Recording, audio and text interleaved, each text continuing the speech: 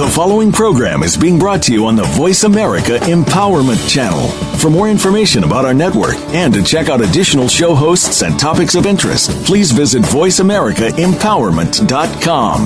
The Voice America Talk Radio Network is the worldwide leader in live Internet talk radio. Visit voiceamerica.com. The views and ideas expressed on the following program are strictly those of the host or guests and do not necessarily reflect the views and ideas held by the Voice America Talk Radio Network, its staff, and management.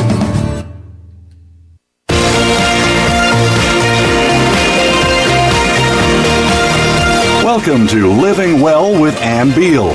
Our show is a health show, a lifestyle show, and an empowerment show rolled into one. Get ready to hear some stories of success, healthy living tips, and suggestions to get motivated and live your best life. Now, here is your host, Ann Beal. Welcome to our show today. We have a wonderful show today to help out people who are suffering from chronic illness or chronic pain, or both. The name of our show today is actually Living Well with Chronic Pain, which to a lot of people that sounds like an oxymoron. And I think that most people think like that. When you have chronic pain, you want to get rid of it. And when it doesn't go away, you get more and more frustrated and hopeless. We have today a guest who, in my opinion, is a specialist with chronic pain. She is a new counselor, life coach with our practice, Life Solutions Coaching and Counseling. And Brooks Bing is her name. Welcome to the show, Brooks. Thank you. Thank you for having me. Brooks has an incredible background with pain. She actually woke up one day in Europe with an autoimmune disorder called CIDP. DP. See, I knew I'd say it backwards. That's all right. I tried to say it right. CIDP, which, most people don't know what that is. And so we had Brooks on because when she woke up with the CIDP, she was paralyzed. Mm-hmm. It sure was. And so was that your first experience? It was. I was having bouts of being unsteady, and my walking was, getting a little bizarre at times, but really didn't know what it was. And it wasn't until I encountered the paralysis that we started down the path of discovering the CIDP. At the time when I was in Europe, they didn't really know it was CIDP. They started looking at tons of other things, trying to rule out, various diagnoses, and it took another 4 years or so before we got to the diagnosis of CIDP. You woke up paralyzed. I did. So in the beginning, you had some balance issues. I did. How long before you ended up paralyzed? I had balance issues for maybe 4 years, and it just was slight, something that you really wouldn't, I went to the doctor. He was like, nothing major showing up, but 4 years later it was. So it was 4 years before you were paralyzed. Before I was paralyzed, yeah. Were you in pain as well? At times I was having shooting pain, which ended up being neuropathy, but shooting pain in my legs and hands, and it was very uncomfortable. So how old were you when that happened? So I was in my late 20s when that happened. Wow. Yeah. So you've lived with that for 15 years? Long time. Yeah. Mm-hmm. Okay. And the difference for me with you, Brooks, is that you come to work every day and no one would know. No one would know if you didn't tell them. Right. And for me to hear your past and what you struggle with today, because even yesterday I was talking about neuropathy, and I didn't realize you had neuropathy. I had not realized that neuropathy was part of CIDP. Right. And so would you tell us, it's an autoimmune disorder, but would you tell us exactly what it is? So it's called chronic inflammatory demyelinating polyneuropathy. And, it's an autoimmune disorder where your body's attacking the coating around your nerves. And inflammation has a lot to do with this. And so there's a lot of pain that's associated with it, and sometimes there's paralysis. Sometimes it feels like a sock is starting at my feet and just coming up my entire body, and at times the paralysis has stopped at my waist, and at times it's stopped at my neck. Which is why you were on a ventilator. Mm-hmm. Yeah. Oh, my gosh. So for you woke up paralyzed, meaning you couldn't move all the way to your neck that day? Yeah, I woke up paralyzed to my waist, and it, for years it just would stop at my waist. It was coming up my legs and stop at my waist. And then years later, it progressed up to my neck and involved my breathing. So they would have to put me on a ventilator just keep me alive. You said to me earlier you almost died 4 times. Three or four times. 3 or 4 times. Absolutely. Had I not, rushed to the hospital and, allowed them to really intervene for me, if I would have gone to sleep, I could have died in my sleep because the paralysis would have continued. So that is amazing today, to see you today. So you are much improved. Much, much improved. But one of the things that I didn't realize is that you still live with pain today. Absolutely. Pain has just been a process for me. For a long time, I spent, years trying to avoid pain, didn't want to deal with pain, ignoring pain. Please, God, don't let it come back pain. Fear was so all around pain that it was really a hard time until I learned some techniques to use to get through it. So before that happened, why were you in Europe? I was in Europe, traveling, taking pictures, being an artist, having fun. Wow. Getting to see the world, and I would probably still be there today if things didn't happen this way. But so that would have been your preferred way of life. Well, I don't want to say it's my preferred because I really love my life now. Yeah. Things happen for a reason, and it led me to a really incredible place called Today in This Moment. So I'm really happy with where I am now. You traveled around Europe taking pictures.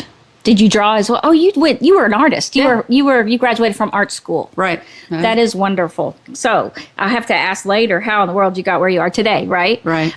Was it because of that experience that drove you towards wanting to help other people? Oh, absolutely. When I really don't think that I was in touch with humanity too much before I was actually in the wheelchair. I mean, that sounds harsh, and other people have said that's really not the truth. But for me, I was just living life and going and doing, and I really wasn't paying attention to me and then to others. And it really takes a combination of understanding yourself first before you can understand others. So sitting down really and being paralyzed really led me to this conversation with myself, which ultimately allowed a conversation with other people, if that makes sense. Well, it got you to stop and kind of wake up out of your whirlwind, I would definitely say. Oh, absolutely. You got your legs pulled out from under you, yes. With no pun intended. How long were you in? So you were in a wheelchair, I take it then? Off and on, I was in a wheelchair. I was paralyzed in Europe for a while and was in a hospital there and spent quite a bit of time just waiting for information. And they, of course, spoke French. And when you're trying to understand neurology and through French, it's, difficult when you don't, you haven't mastered the language. So it was a lot of anxiety and stress waiting to hear, and they weren't certain as to what was going on. So it wasn't long before I moved from Europe back to the States and really started a journey in trying to really heal and feel better. Yeah. A lot of people run into that frustration with diagnosis when they don't feel well. For you, it was 4 years before they diagnosed it?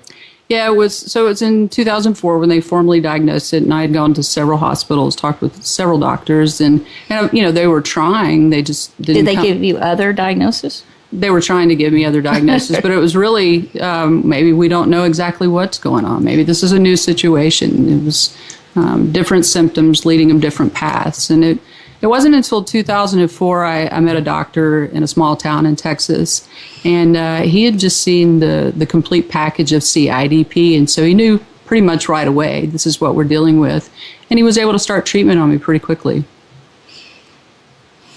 A lot of people go through that and not finding someone, and I think autoimmune, they really don't know so much about it. And I've had people on, and most people say it's rare. What I have is rare. And that's because, really, honestly, when did autoimmune technically start getting diagnosed? Right. Like in late 90s, I guess. Late 90s. And that was mostly, fibromyalgia, I think. Right. And then you've just seen other ones. And so do you know the difference at all with, I don't want to ask you something you don't know. I know you're not a doctor when it comes to autoimmune. No. You know about yours, and you know the similarities. But I think if you could explain, because does it also involve your muscles as well, or just your myelin sheath? Well, it involves your muscles in the sense of when your myelin sheath is not protecting your nerves and your nerves aren't able, to transmit the information to your muscles, then your muscles will start to atrophy. They'll start to waste. And so, sure, there's a lot of muscle involvement or lack of involvement, really, once that process happens. There are other people that have demyelinating diseases, like MS is a demyelinating disease. Yeah, it sounds similar. And that they have a more central component where peripheral, deals with your legs and your hands. I've had some central components, but I don't have MS. But they're very similar in the sense of the pain and the weakness and the wasting of muscles and stuff like that. We definitely want to hear how you survived the chronic pain, and even today, how you manage it. I mean, and I don't even think you manage it per se. It's almost like you just go on despite it or something. And you don't, was there a time for you when you got depressed? Oh, absolutely. At the beginning of this, the very first thing that you want is a diagnosis. It seems, and everyone that I've run across is really like, if they would just give me a diagnosis, at least I could have something to hang my hat on. And so, I think that you almost feel crazy running around trying to figure out what is it that's happening to me. And it's very real, but they can't come up with the answer first. And so it took a while to get to that point. And then after that, it took a while before I was able to really get to the place where I practice being in the now.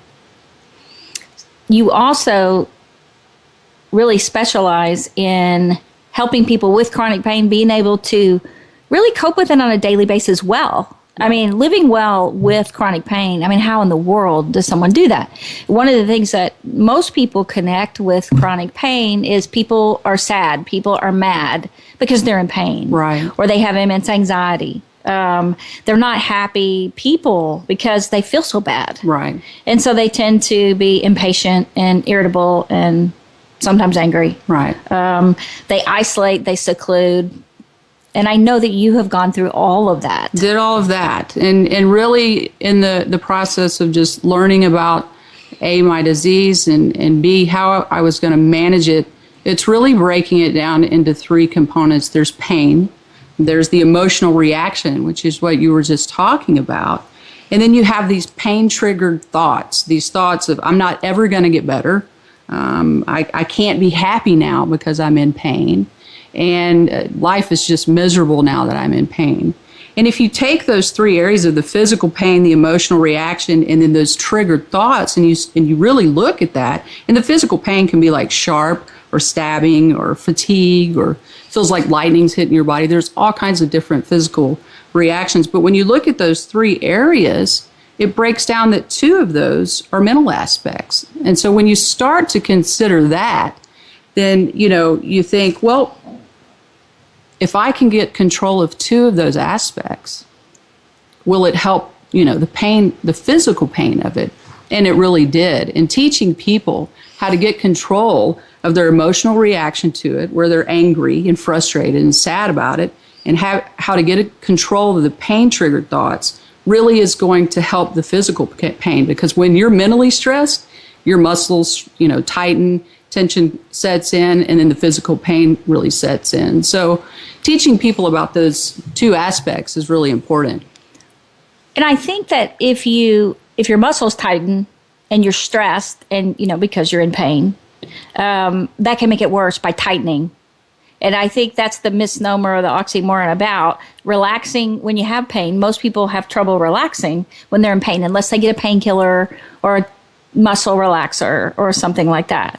But right now you're not, most of the time you weren't on medicine. No, I really made a conscious decision early on to not go down that route. And I'm not against pain medicine. I'm not against, people using medication. I just wanted to make sure that, because I don't deal well with medication, it doesn't set well with me. Does that mean it makes you sick? It makes me sick. Mm-hmm. And so I thought, well, let's just save it for a time that I do need it. And let's see how much I can manage on my own. And so I think had I started down the path of medication right at first, I would never have reached the understanding that I have now of how to overcome physical pain and the emotional part that goes with it.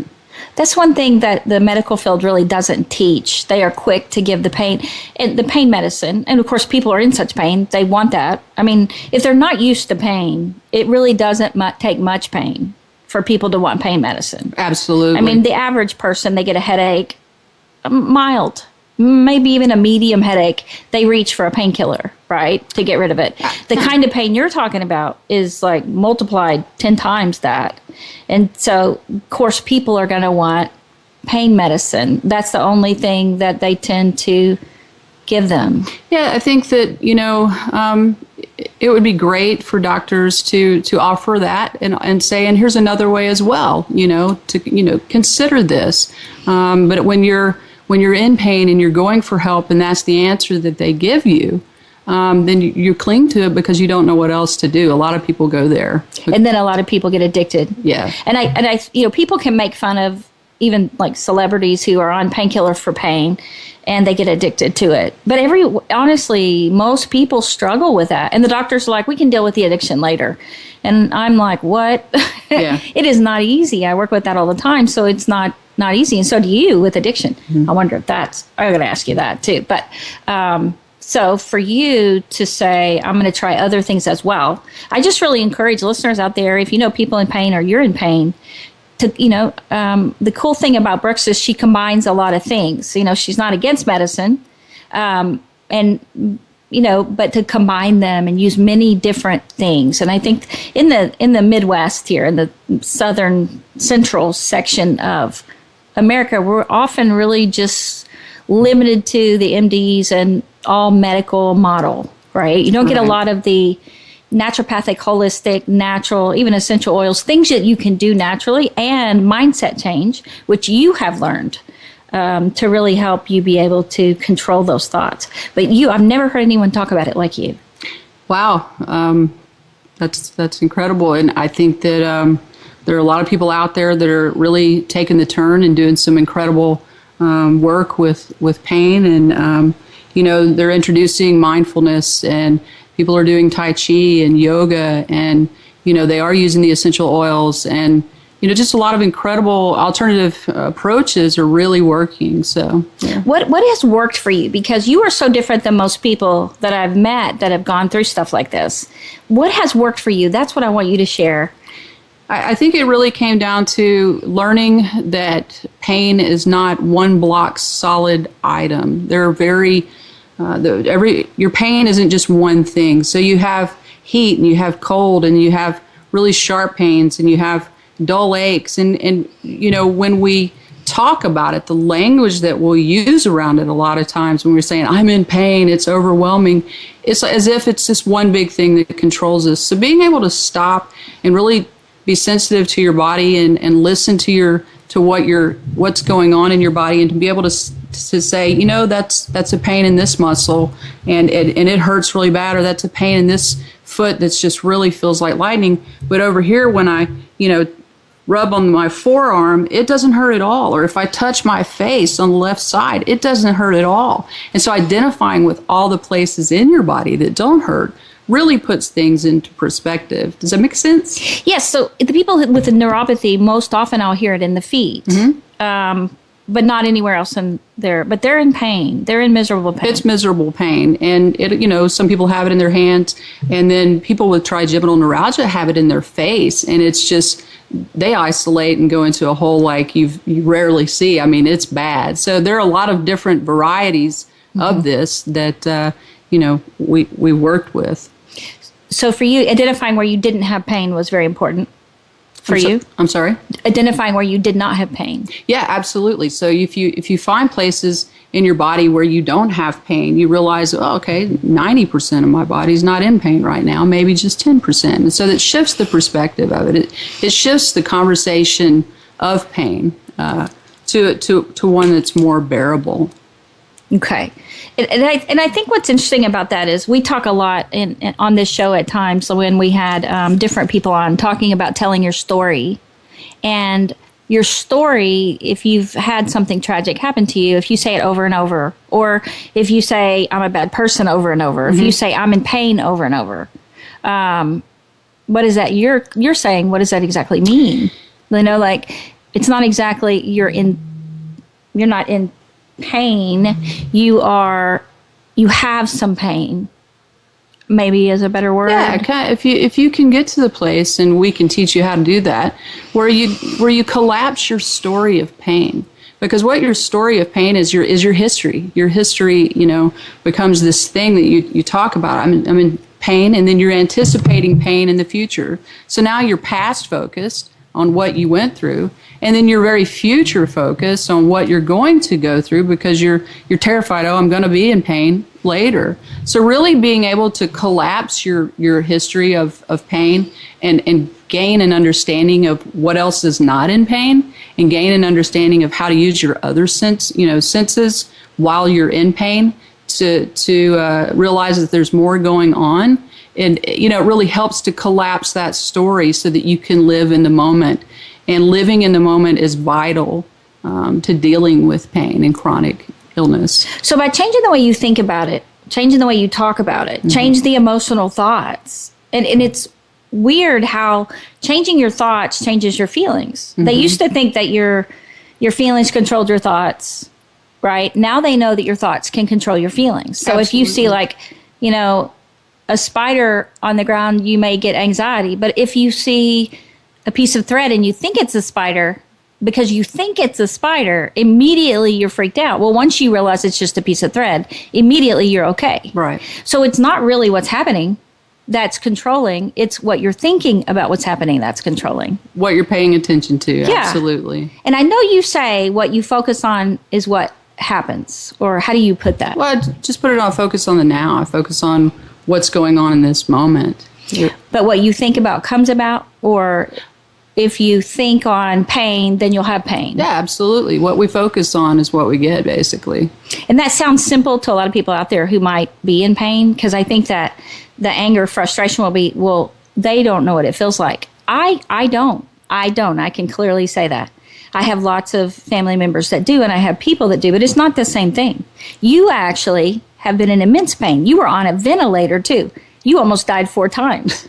You know what I mean? So you know what you're talking about. And I can give people motivating things and help them, but it's different when they have someone who truly has done it and is living a good life now and a full life to be saying that. Well, it's really, the best time to practice not being in pain is when you're not in pain. So people who aren't in pain yet, practice now. Learn these tools now, because later on we do have bodies, and bodies do start to age. So at some point we're going to have an ache or a pain, and so it's good for both people who are in pain now and people who aren't. That's amazing. Now, for you on the ventilator, your parents came. Yeah, I was starting to get to where I couldn't breathe, and the doctors at the hospital were telling me, move me to ICU, and told me, we've got to get you on a ventilator. And I was just wanting my mom there, grown woman wanting my mom. But they were hurrying. My parents are wonderful. They were hurrying to try and get there. It was a couple hours drive, and I couldn't wait any longer. So a great nurse held my hand and said, you're going to be fine. Let's just go for it. And next thing I knew, I woke up. And the rapid progression of paralysis had gotten up to my neck, so it involved my diaphragm, couldn't breathe. And so the machine was there, and it saved my life, And that's the great thing about medicine. I mean, the medical philosophy, that is what they do well. This is what MDs do well, and this is what hospitals do well. Acute care. Yes, yeah. Acute care. Amazing. And when I heard your story, I'm like, that is amazing. My brother ended up on a ventilator last year. Never was in the hospital, never sick, and ended up on a ventilator, miraculously got better. He didn't even want to think about that time, And so I was there with him when he was trying to communicate with us.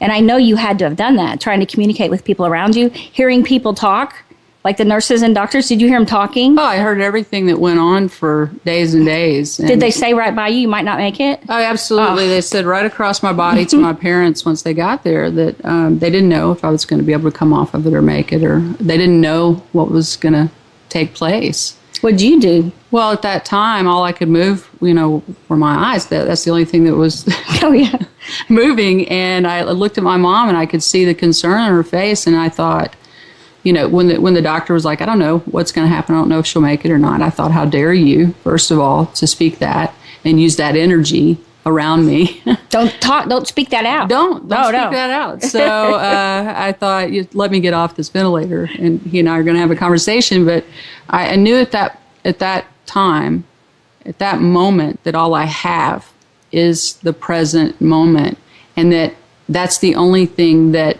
not that I can control, but that I can work with, and I'm excited to be in that place. And I was determined to, keep thinking thoughts of breathing, and, I allow my mind to just, think about breathing and think about sitting up and think about getting up and walking. And I mentally went there, and, I could see my arm hugging my mom and my dad.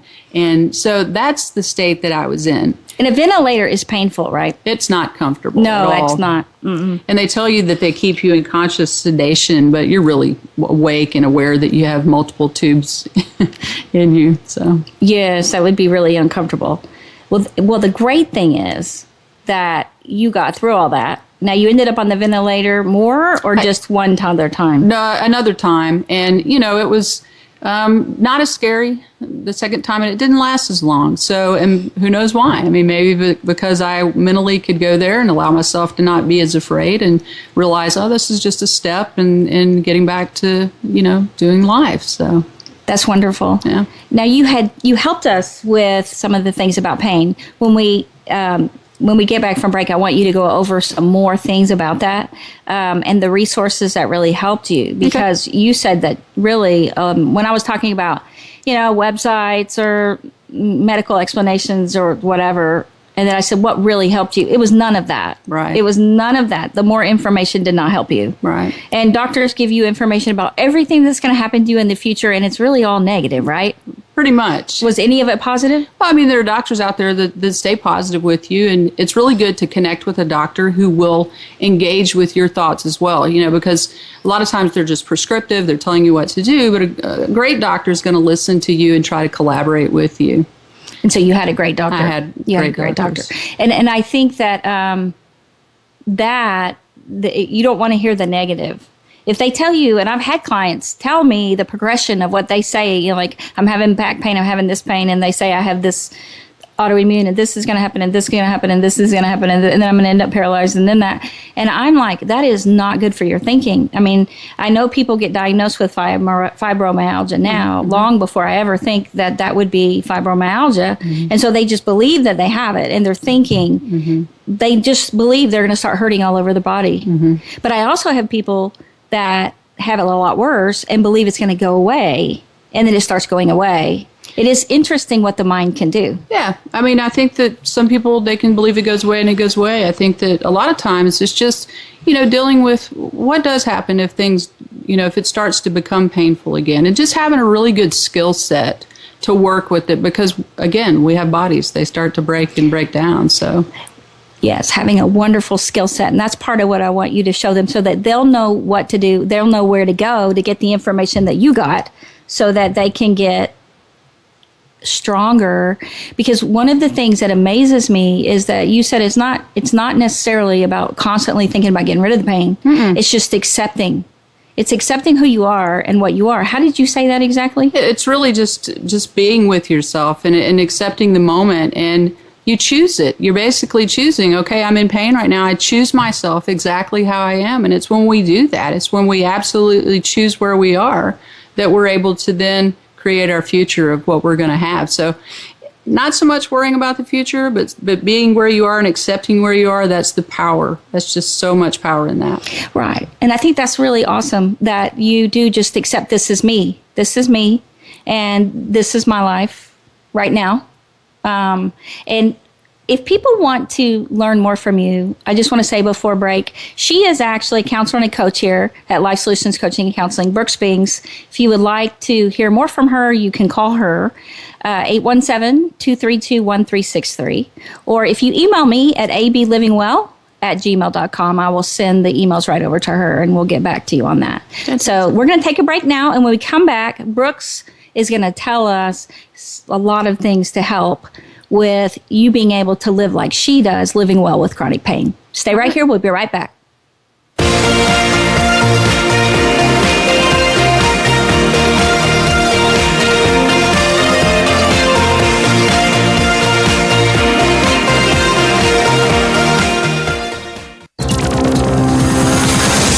It's your world. Motivate, change, succeed. VoiceAmericaEmpowerment.com.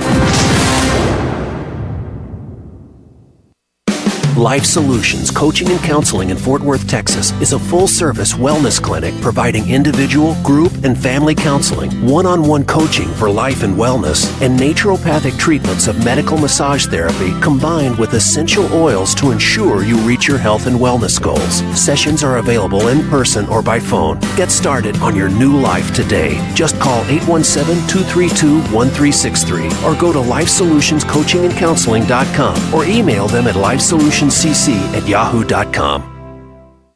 Are you ready for a health, life, and empowerment show in one? Then be sure to listen every week for Living Well with Ann Beal. Ann takes her long-running TV show to the Internet Talk Radio airwaves with guest experts and insight designed to help you live a healthy and successful life. By hearing from the experts and those who have found success, our goal is that you too will be motivated to do the same. Living Well with Ann Beal can be heard every Wednesday at 10 a.m. Eastern Time, 7 a.m. Pacific on the Voice America Empowerment Channel. Build your better business. Achieve that goal. Make good on that resolution. The Voice America Empowerment Channel. It's your world. Motivate, change, succeed.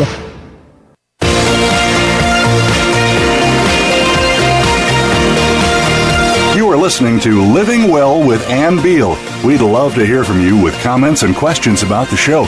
Please send us an email to ablivingwell@gmail.com.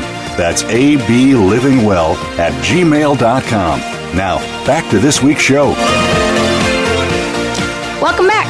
This is Ann Beal, and my guest today is Brooks Bing, chronic pain specialist, life coach, and counselor here at Life Solutions Coaching and Counseling.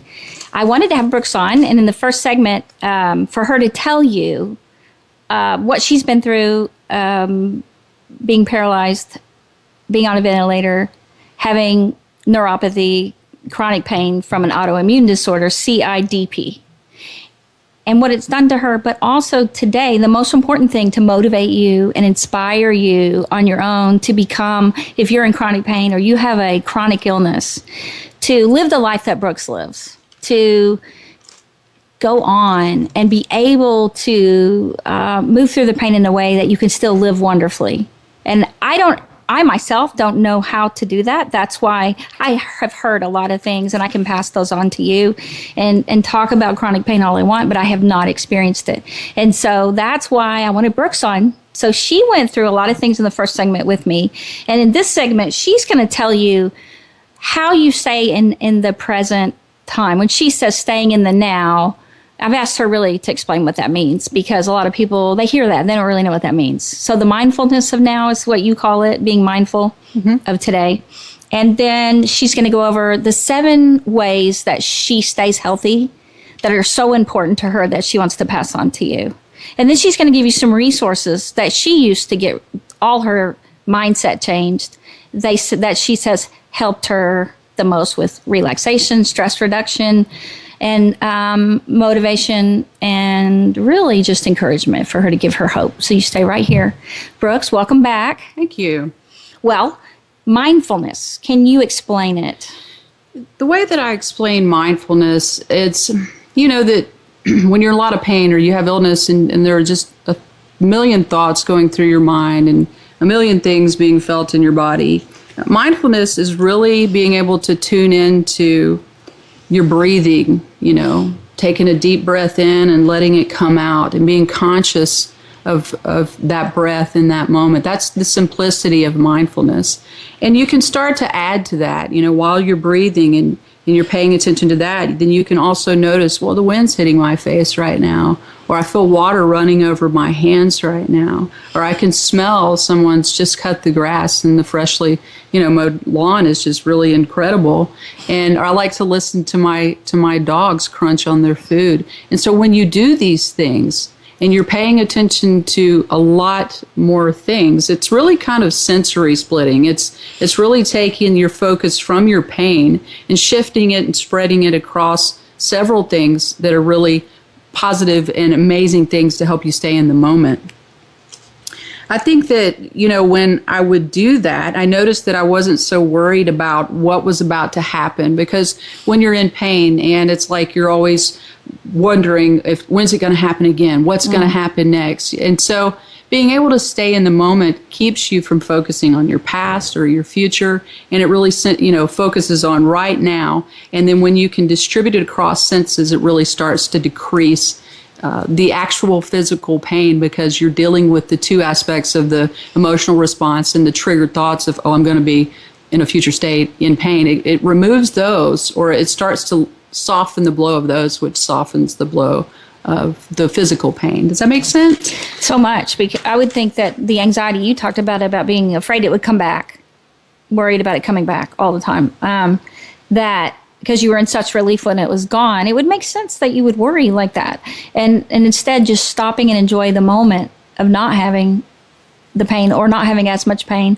Or it almost sounds like what you're suggesting, by listening and letting the other senses experience, to take away the focus on that one sense of touch. Absolutely. You're hearing and smell and sound, and just closing your eyes and just listening outside to birds and the sun on your face and water on your hands. And that would almost, it's almost like if your toe hurts and someone stomps your hand, you don't feel your toe anymore.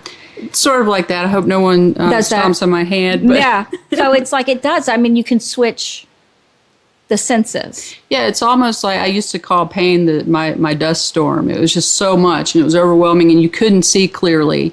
And so what mindfulness really gave to me was it would settle the dust storm. It allowed me to see things more clearly. And then thoughts about pain, I would be able to say, oh, that's just a thought. That's just an anger response to pain. And suddenly anger wasn't an issue too. A lot of people get angry when they're in pain, or they get afraid. Right. And so suddenly fear starts to collapse and anger starts to collapse, and you just call them for what they are, and the pain starts to collapse too. So, because even though you have pain, you don't focus on that pain much at all. I mean, I don't. It's amazing that you can just go about your day. Mm-hmm. And so for you, the mindfulness of learning to focus on other things and listen to your senses. What else? I think that, a lot of people just want to be in control, and pain, runs away from people, and they don't know how to control it. So I think that, when you start to practice the mindfulness, you really do get a sense of control over it. A lot of times I'm just not the fastest person to cross the street. I mean, when friends would go to cross the street, I always would get stuck in the middle of traffic, and cars would be zooming by both ways. And you can imagine, you were afraid. I was very afraid. I remember being in Paris one time and that happened.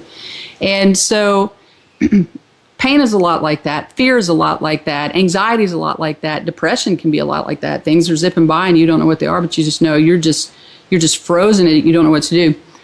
And what mindfulness and being in the moment, being in today really provides for you is it pulls you back down the street.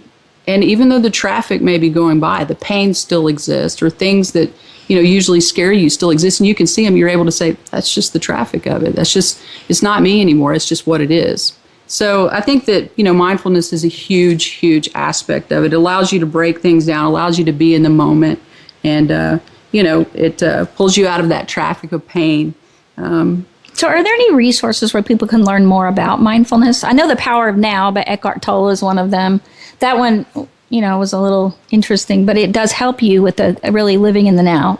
I think that, I use some workbooks. I like a lot of workbooks because it keeps you in the moment of doing something that, is pulling you away. So there were workbooks like the Mindfulness and Acceptance Workbook for Anxiety, because there's a lot of anxiety and pain. There's a lot of fear.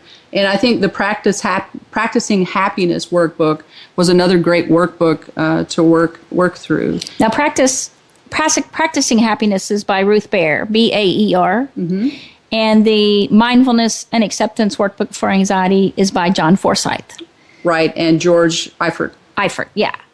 So you guys can search and find those. And so the workbook, that is a really good idea, because it takes their mind off what's going on, and they can go through the book This is another one, too, the Relaxation and Stress Reduction Workbook. There's a lot of those being sold. You can find these on Amazon. It's really easy to get these, but that's an incredible workbook as well. So those really helped you. Absolutely. Okay. I also got involved with listening to music to really kind of soften the blow of the day, and I listen to a lot of different healing CDs and music that has great rhythms and stuff. So Music for Healing Mind, Body, and Spirit was one that I used, and that was by Stephen Halpern. Used that one. Stephen Halpern. Great. Progressive Muscle Relaxation.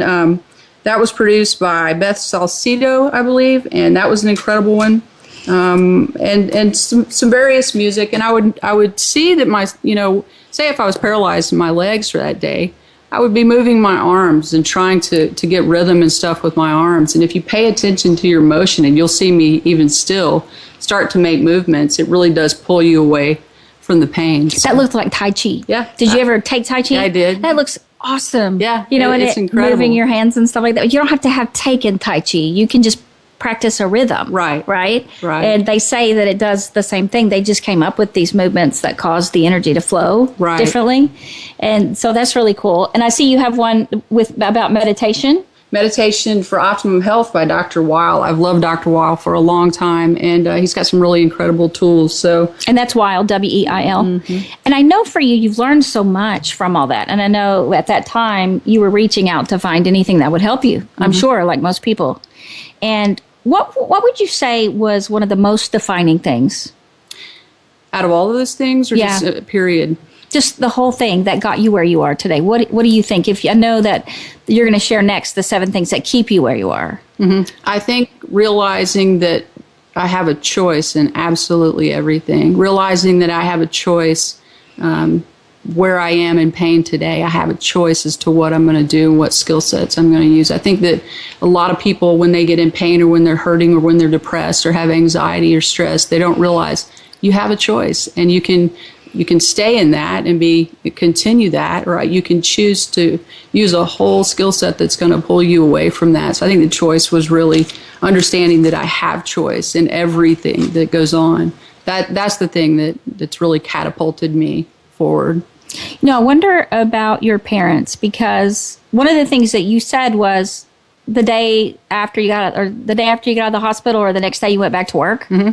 How many people are able to do that? I don't know. I really don't know how many people are able to. I don't think I'm superhuman by any means, but I am driven, and I like to do as much work as I can. I love to help people get stronger and better and happier and overcome pain and really be able to have a really fulfilled life, Well, and I think that is the key for getting your mind off of your own stuff, your own pain, your own depression, whatever tragedy has happened to you, is that you, by helping others, reaching out to help others in any way that you can, other people who are hurting or other people who are struggling, in any way, even if you're just talking to someone on the phone because you can't get out of your wheelchair, encouraging someone else, anything that you can do to reach out and help outside of yourself does help you mentally. Oh, absolutely. It gives you a purpose. Well, I think a lot of times we forget when we're in the middle of crisis or pain or chronic illness or acute illness that we have a voice and that we are really here for each other. And what we have to say is hugely important. And a lot of times pain will try to bury that.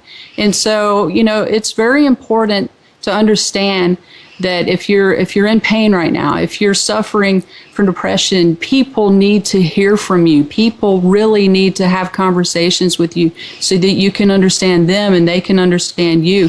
And in talking and in sharing, it helps so many people to get better. It's an idea that somebody hears and said, if you hadn't said that, or if you hadn't been working on this to talk about this, I would have never thought about that. And so many people that I've worked with, if they hadn't said what they said, how would I have ever gotten better? So I think that really getting out there and talking to people with chronic illness or chronic pain, but also the people in chronic pain and chronic illness, coming out and talking to and sharing so that everyone knows what's going on. It's really powerful. Socializing is so important, not isolating. Because I think, even as you had said, most people tend to isolate when they're in pain.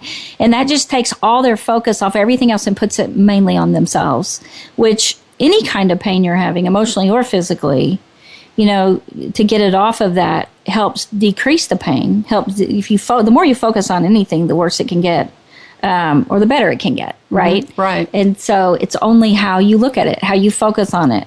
And so, number one, the mindfulness is focusing on other things when you're sitting, along with it, alone, and then also focusing on others by helping others. Yeah, I mean, mindfulness is really about focusing on your pain issues and your other senses. It's about being okay with what's going on right now. Because if we don't choose the right now, choose this moment, then think we're just going to stay in this trap of trying to change things and they don't change, and we're resisting and they're persisting. So it's really important to just be okay in the moment.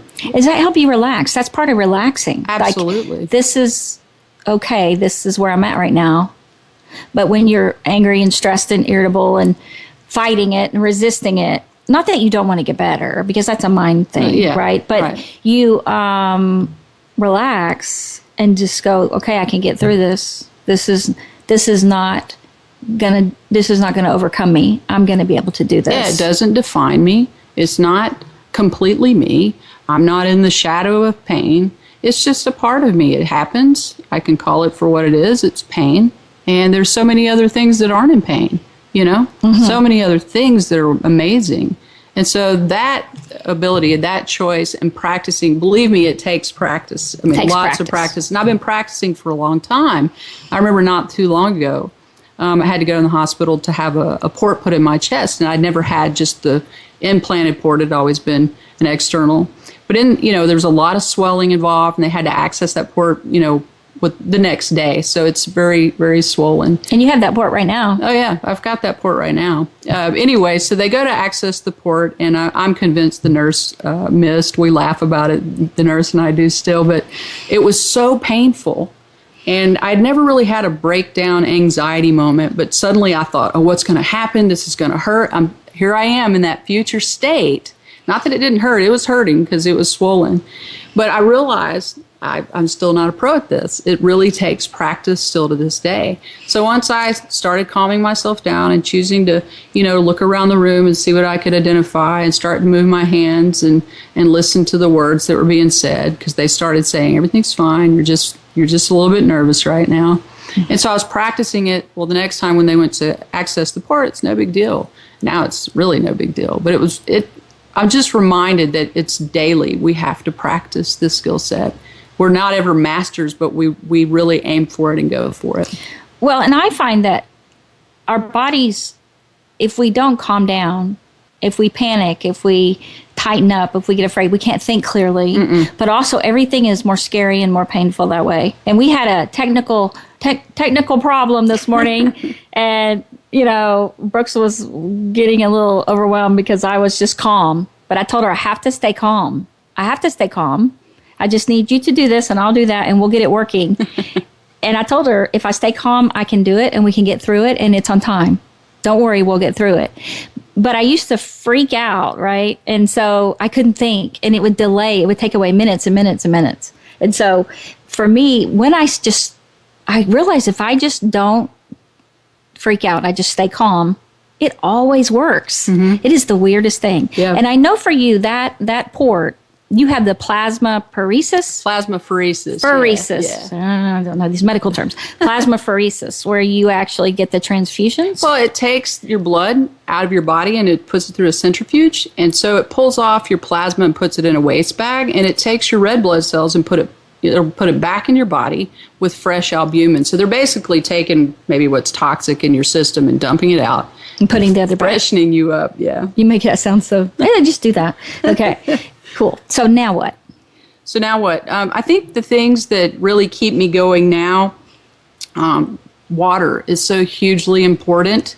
I think that most people are dehydrated all the time. And how can you think or do or feel well when you're not You hydrated. don't. And most people go around dehydrated. So how much water? I'm drinking probably 10 bottles of water a day minimum. And so that's, you need to look at your weight and your size and all of that and figure out your water plan, but get some really, good filtered water. Yes, filtered water. And if you think of it as 16 ounces, a lot of those water bottles are 16 ounces. But if you do 16 ounces in the morning when you first wake up, and 16 ounces when you eat, and that's 3 times. And then before you go to bed, well, not right before, right? Because you have to get to the bathroom. Right. But if you have 4 16 ounces, that's quite a bit right there. Right. That's 8. What is that? That's 8, Yeah. right? Yeah. And so with 10, one more. Yeah. Do the one more 16 ounce. Yeah. And so if you do it like that, and so a lot of people, they use those water bottles that way, or they have a bottle that they bought that's similar to a water bottle because they're 16 ounces, and that tells them 2 cups, and they'd spread it throughout the day that way. Is that what you do? Well, yes, that's what I do. You were But smiling. The nurses that I used to work with, they had their gallon jugs, and they'd put a line. This is for 9 o'clock. This is for 10 o'clock. So they would That see, helps. all the way down. That's a good idea, actually. Yeah. If you're home, right? Right. There are these people that come here with their big old jugs. I mean, they're like workout. They look a little nicer than a gallon thing, but they carry it, and a lot of guys will do that. Guys don't do the water bottle so much as the big containers, right? And so they keep up with how much they drink because they feel so much better. Right. If you have a dry mouth, you're dehydrated. So it's amazing how many people go around like that. Absolutely. And I think that, when people are on boats, they have life jackets. They know that that's what's going to keep them, afloat. With our bodies, water is the life jacket, but we really need it. We really need to Because be drinking it. dehydration would tighten you up inside. Yeah, and you get to an inflammatory state, Oh, that sounds painful. That's arthritis right there. Yeah. Anything that's inflammation is itis. Right. The other thing that is really important is exercise. And, it can be walking. It can be a brisk walk, like a 30-minute walk like you're about to miss the plane or train. Just get up and go. And that's hugely important. But I think with exercise, I think that it's a community process. I think that walking with somebody is really important. Having someone there with you, the energy's different, you work harder, and you're able to communicate. And isn't that what we did years ago when we were hunter-gatherers, is walk and work together? Even those chair exercises you can do with other people, I've seen them a lot. Yeah. But getting your heart rate going is really important. Sunlight, to me, is just hugely important. Getting up and getting into it as fast as I can to lift my mood and allow the what the sunlight does to us. It really helps. I really am a big believer in community. I think that it's really important to be involved in your community in all types of aspects. Get up, get involved, and be with people where you're not ruminating about bad things. You're not going over, oh, I'm so sick, I'm so tired, I hurt so much, but you're allowing yourself to experience other people and other things. And it helps them too. Absolutely. Yeah. It helps them too. Omega-3s to me are hugely important because that's going to reduce the inflammation process, and that's what we need to do. And that would be like flaxseed oil, fish oil, borage oil. I mean, they do have EFAs in gel caps now, even chewables, right? And some of them are called triple omegas, omega-3, 6, and 9, EFAs, any of those. I read an article not long ago where an EPA of 1,000 to 2,000 milligrams within the omega-3s, that it's actually a natural antidepressant. It is, and that's why I suggest 3,000 a day. The capsules are 1,000 and have 3. Yeah.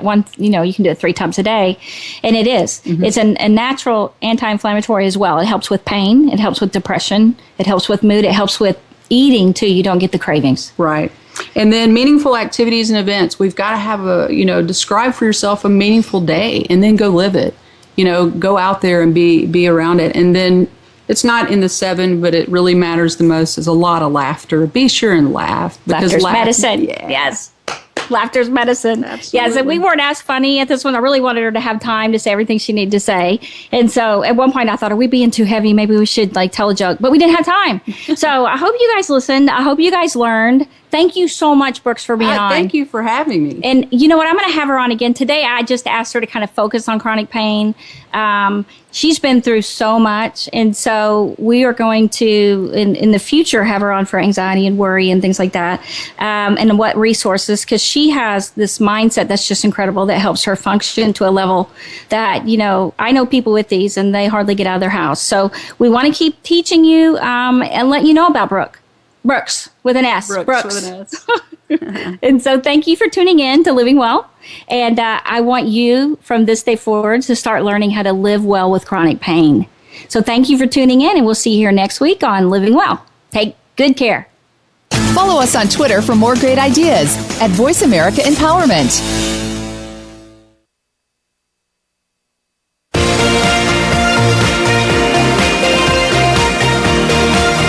Thank you again for joining us. Living Well with Ann Beal airs live every Wednesday morning at 7 a.m. Pacific Time, 10 a.m. Eastern Time on the Voice America Empowerment Channel. We can't wait to see you again next week.